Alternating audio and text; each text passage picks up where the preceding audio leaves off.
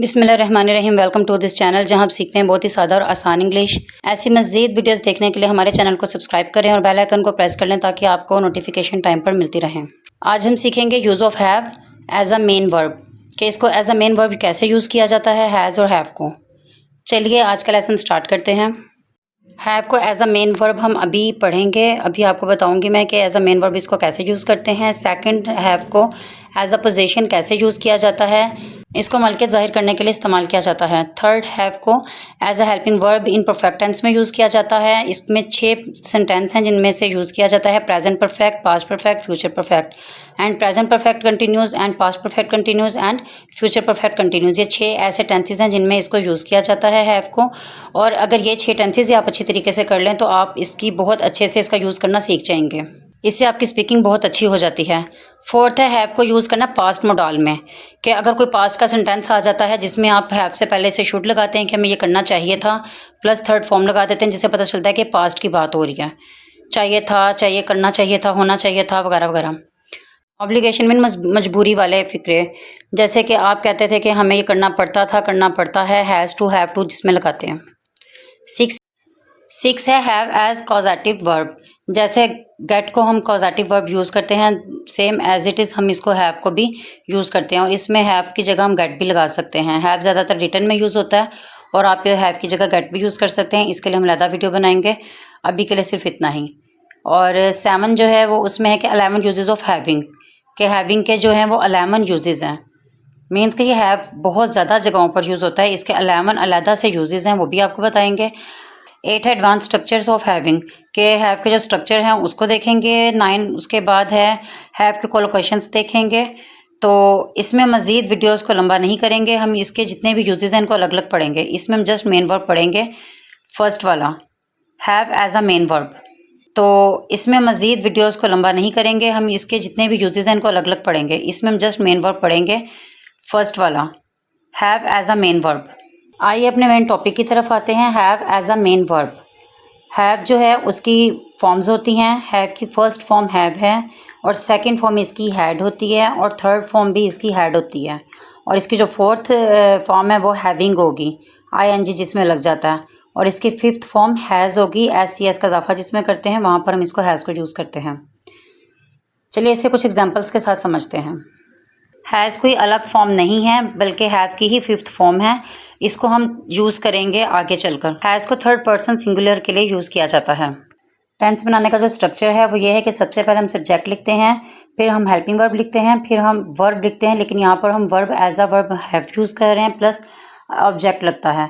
तो इसमें have zone सा है वो अकॉर्डिंग टू फॉर्म आएगा। अगर फर्स्ट फॉर्म है तो हैव आएगा, सेकंड है तो हैड, थर्ड है तो हैड, फोर्थ है तो आईएनजी वाला लग जाएगा और अगर फिफ्थ है तो हैज़ एस वाला हैज़ लग जाएगा। इसमें हेल्पिंग वर्ब भी जो है वो टेंसेस के अकॉर्डिंग लगेगा, जैसे प्रेजेंट इंडेफिनिट और पास्ट इंडेफिनिट में हेल्पिंग वर्ब नहीं होते, जबकि इसके नेगेटिव और इंटेरोगेटिव में डू, डज और डिड यूज़ होता है, जबकि इसके सिंपल में, इसके पॉजिटिव सेंटेंस में हेल्पिंग वर्ब नहीं होते।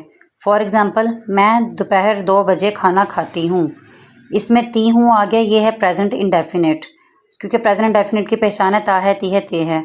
तो इसमें ये पता चल रहा है कि ये प्रेजेंट इंडेफिनिट की बात हो रही है। तो अब हम इसकी इंग्लिश करते हैं। मैं दोपहर 2 बजे खाना खाती हूँ, आई हैव फूड, मैं खाना खाती हूँ, एट 2 o'clock 2 बजे, इन द आफ्टरनून दोपहर के 2 बजे। तो इसमें हमने हैव का यूज़ किया है as a verb, helping verb इसमें हमने कोई यूज़ नहीं किया। इस सेंटेंस को उर्दू में पढ़ के पता चल रहा है कि ये सिंपल है, इसकी इंग्लिश हम सिंपल ही करेंगे। अब नेक्स्ट सेंटेंस है वो खाना खा रही होगी, ये है फ्यूचर कंटिन्यूस टेंस, रही होगी। तो रही के लिए हम आईएनजी का इजाफा करते हैं, जैसे कि इसके हेल्पिंग वर्ब होता है विल बी, प्लस वर्ब की फर्स्ट फॉर्म के साथ आईएनजी का इजाफा करते हैं, जैसे कि she will be having food, she will be helping verb लग गया, हैविंग इसमें हमने एज अ वर्ब यूज़ किया है और आईएनजी का इजाफा इसके साथ करते हैं। चलें नेक्स्ट पढ़ते हैं। नेक्स्ट में भी सेम ऐसे ही है, जैसे हम सब्जेक्ट पहले लिखते हैं, subject plus helping verb plus verb plus object, तो वर्ब इसमें हैव यूज़ होगा। मैं बिरयानी खा रही हूँ, I am having biryani, having इसमें क्या हो रहा है, वर्ब के तौर पे यूज़ हो रहा है, खाने के तौर पर, कि मैं खा रही हूँ। और आईएनजी क्यों हो रहा है, क्योंकि ये प्रेजेंट कंटिन्यूस टेंस है। उसके बाद आ जाता है तुम क्या खाना पसंद करते हो, ये भी सिंपल सेंटेंस है, लेकिन ये क्या है, इंटेरोगेटिव है, जिससे हम WH फैमिली से स्टार्ट करते हैं, जैसे कि what do you like to have, तुम क्या खाना पसंद करते हो। इसमें हैव हमने एज अ वर्ब यूज़ किया है और WH फैमिली से स्टार्ट किया और डू इसमें हेल्पिंग वर्ब लग गया। आई होप आपको इसका ये यूज़ समझ आया होगा। तो this is sentence for you to translation. मुझे पिज़्ज़ा खाना पसंद है। आप इसका आंसर जो है वो कमेंट सेक्शन में लाजमी सेंड कीजिएगा ताकि मैं भी देखूँ कि आपको क्या समझ आया और क्या नहीं आया। नेक्स्ट हम इसको हैव के यूज़ को पीने में यूज़ करते हैं। जैसे हमने पहले खाने में यूज़ किया, ऐसे ही हम अब हैव का यूज़ पीने के लिए यूज़ करेंगे। इसका भी सेम एज इट इज़ बनाने का तरीका वही है। पहले subject plus helping verb plus verb plus object, और वर्ब हम हैव के तौर पर यूज़ करेंगे। वो चाय नहीं पीता है। है से पता चलता है कि ये प्रेजेंट इंडेफिनिट का टेंस है और नोट की वजह से इसमें पता चल जाता है कि ये नेगेटिव सेंटेंस है। तो नेगेटिव में हम हेल्पिंग वर्ब डू और डज़ यूज़ करते हैं, और डज़ हम तब यूज़ करते हैं जब सिंगुलर कोई यूज़ हो रहा हो। जैसे कि वो चाय नहीं पीता है, सिंगुलर यूज़ हो रहा है, तो इसके साथ हम यूज़ करेंगे ही डजंट हैव टी, कि हमने इसके साथ डज़ का यूज़ किया है। इसी तरह मैं चाय पी रही हूँ, ये प्रेजेंट कंटिन्यूस का टेंस है, तो इसमें रहा रही रहे आता है। और इसी तरह पता चलता है इसमें, तो इसमें एम का यूज़ ओवर हैव जो है वो एज अ वर्ब और आईएनजी इसमें लाजमी लगता है। कंटिन्यूस का कोई भी सेंटेंस आ जाए उसके साथ आईएनजी का इजाफा किया जाता है। नेक्स्ट है, उसमें भी हम subject plus helping verb plus verb plus subject पढ़ेंगे। ऐसे ही सेम एज इट इज़, इसे कॉफ़ी पीना पसंद है, ये सिंपल सेंटेंस है, तो इसे हम बोलेंगे he likes to have coffee. Have को हमने एज अ वर्ब यूज़ किया है। सेम एज इट इज़, हमें रोज़ाना कम अज़ कम 8 गिलास पानी पीना चाहिए। We should have at least 8 glass of water every day. इसमें देखें शुड चाहिए आ गया और हैव हमने इसके साथ यूज़ किया है। वी शुड हैव जो है वो पीने की सेंस में यूज़ किया गया। सेम एज इट इज़, जैसे ऊपर हमने कॉफ़ी पीने की बात की, इसी तरह ग्लास पे पानी पीने की नीचे बात की है, तो पीने के लिए क्या यूज़ हो गया, हैव। आई एम श्योर कि आपको ये भी सेंटेंस समझ आ चुका होगा, ये यूज़ भी समझ आ गया होगा। Next sentence, this is for you to translate. अभी आप कमेंट सेक्शन में इसकी ट्रांसलेशन करके बताइएगा। सेम एज इट इज़, जैसे पहले हमने हैव का यूज़ पीना और खाना में किया, इसी तरह अब हम लेने में इसका यूज़ करेंगे, और इसे बनाने का तरीका भी सेम एज इट इज़ वैसा ही है। Subject plus helping verb plus have plus object. इसमें क्वेश्चन वाले जुमले हैं, जैसे कि क्या आप जूस लेना पसंद करेंगे, ये फ्यूचर की बात हो रही है। फ्यूचर में हम ये के लिए वुड यूज़ करते हैं। सेम एज इट इज़, क्या आप जूस लेना पसंद करेंगे की इंग्लिश हम करेंगे would you like to have juice. लेना के लिए हमने यहाँ पर वर्ब की क्या यूज़ किया, हैव यूज़ किया। सेम एज इट इज़, आप क्या लेना पसंद करेंगे, what would you like to have. इसमें भी हमने have as a verb use किया है। नेक्स्ट हम पढ़ते हैं, नेक्स्ट पढ़ने का भी तरीका सेम है। Subject plus helping verb plus have plus object.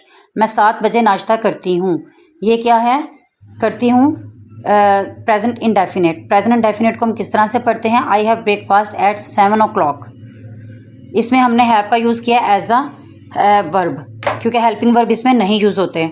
आप कब वर्जिश करेंगे, ये फ्यूचर की बात हो रही है, कि फ्यूचर इंडेफिनिट की बात हो रही है कि आप कब वर्जिश करेंगे, तो इसमें क्वेश्चन वाली बात हो रही है। Again this is sentence for you to translate.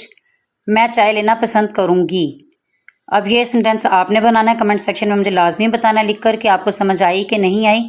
अभी कमेंट सेक्शन खोलें और इसको लिख कर सेंड करें। चलिए अपने नेक्स्ट टॉपिक की तरफ चलते हैं। जिस तरह हैव का यूज़ हमने खाना पीना और लेना में किया था, सेम एज इट इज़ हम इसका नेक्स्ट यूज़ जो है वो करेंगे बीमारी और दर्द होना के लिए। लेकिन इसमें बनाने का थोड़ा सा तरीका डिफरेंट है कि उसमें हेल्पिंग वर्ब यूज़ होते थे, इसमें हेल्पिंग वर्ब यूज़ नहीं होते। इवन कि अगर जो सेंटेंस है वो प्रेजेंट कंटिन्यूस भी आ जाए, तब भी आपने इसमें इज़ एम आर या किसी भी हेल्पिंग वर्ब का यूज़ नहीं करना। इसको सेम ऐसे करना जैसे हम प्रेजेंट इंडेफिनिट को करते हैं। और अगर प्रेजेंट इंडेफिनिट में कोई इस तरह का वर्ड आ गया जो कि सिंगुलर होगा, तो उसमें हम हैव को हैज़ में चेंज कर देंगे। इसमें हम हैव को हैज़ में चेंज कर देंगे जब इसमें कोई सिंगुलर वर्ड आ जाएगा या ही शी इट का यूज़ आ जाएगा, तो तब हम इसे हैव को हैज़ में चेंज कर देंगे। बट इसमें हेल्पिंग वर्ब यूज़ नहीं करेंगे, बेशक इसमें कंटिन्यूस का सेंटेंस आ जाए। जैसे कि फॉर एग्जांपल, मुझे बुखार है, आई हैव अ फीवर। इसमें बात प्रेजेंट की हो रही है, मुझे बुखार है। अगर आप कहें कि मुझे बुखार हो रहा है, तो इसकी English I am having a fever नहीं होगा, बल्कि आई हैव फीवर ही बोलेंगे। दोनों सेंस में इसकी इंग्लिश सेम होगी। नेक्स्ट है, इसे ज़ुकाम हो रहा था। सेम ऐसे ही ये पास्ट कंटिन्यूस का सेंटेंस है, बट हम इसे पास्ट कंटिन्यूस में नहीं करेंगे। जैसे हमने ऊपर इसे प्रेजेंट इंडेफिनिट में किया, सेम एज इट इज़ इसको हम पास्ट इंडेफिनिट में करेंगे। हैव को हम चेंज कर देंगे क्योंकि प्रेजेंट इंडेफिनिट में सेकंड फॉर्म यूज़ करते हैं। इसकी हम इंग्लिश करेंगे he had a cold. Cold कहते हैं ज़ुकाम को, तो इसके लिए हम he had a cold use करेंगे, जबकि इसके लिए हम he was having a cold नहीं यूज़ करेंगे। हम इसके लिए he had a cold he use करेंगे। नेक्स्ट सेंटेंस है, अली के सर में दर्द है। इसकी इंग्लिश हम इस तरह से करेंगे, अली हैज़ अ हेडेक। इसमें आर्टिकल भी यूज़ होगा, Ali has a headache. Next है, इन्हें खांसी हो रही है। अब ये प्रेजेंट कंटिन्यूस सेंटेंस है, बट इसमें हम हेल्पिंग वर्ब यूज़ नहीं करेंगे, दे हैव अ कफ। इससे हम पढ़ेंगे दे हैव अ कफ, कि इन्हें खांसी हो रही है। मेरे पेट में दर्द हो रहा है। Again this sentence for you to translation. पेट में दर्द होने की इंग्लिश जो है वो स्टमक एक है और वो लिखी हुई नज़र भी आ रही है। नेक्स्ट यूजेस आपको back to back same as it is मिलते रहेंगे। Thank you for watching my videos and